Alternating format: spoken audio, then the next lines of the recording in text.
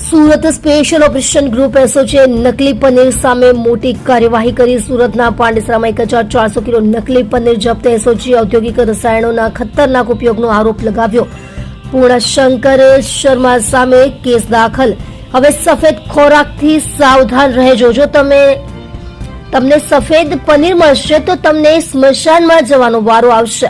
સુરતના પાંડેસરા વિસ્તારમાંથી જપ્ત કરાયેલા આશરે 1400 કિલો શંકાસ્પદ પનીરના નમૂનાઓનો લેબ રિપોર્ટ ચોંકાવનારો છે. સુરત સ્પેશિયલ ઓપરેશન ગ્રુપ અને સુરત મ્યુનિસિપલ કોર્પોરેશનના ફૂડ વિભાગે પનીરને ઉપગુણવત્તાવાળા જાહેર કર્યા છે. તપાસમાં બહાર આવ્યું છે કે કુદરતી દૂધની ચરબીને બદલે પામ તેલ અને અન્ય ભેળસેળનો ઉપયોગ કરવામાં આવ્યો હતો. એસઓજી પોલીસે આ છેતરપિંડીના ગુનેગાર પૂર્ણશંકર શર્માની સામે કેસ દાખલ કર્યો છે. ખાદ્ય સુરક્ષા અધિકારીના જણાવ્યા અનુસાર દૂધની ગુણવત્તાવાળા ઘટકો ખૂબ જ ઓછી માત્રામાં મળી આવ્યા હતા. તેના બદલે વનસ્પતિ તેલ વધુ માત્રામાં હાજર હતું, જે સ્પષ્ટ કરે છે કે પનીર અસલી નથી.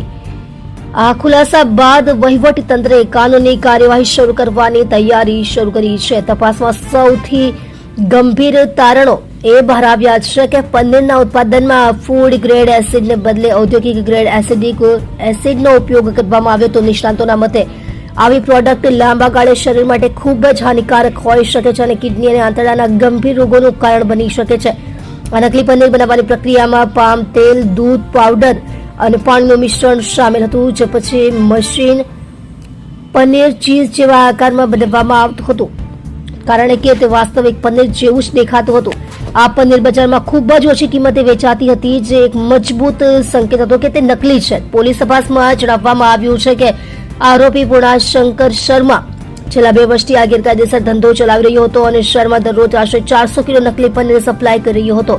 હવે મ્યુનિસિપલ કોર્પોરેશન આ પનીર ખરીદનાર ડેરીઓ અને હોટલો સામે પણ કાર્યવાહી કરશે, જેથી ખાતરી કરી શકાય કે આવી ખતરનાક ખાદ્ય પ્રોડક્ટ્સ ફરીથી બજારમાં ન આવે.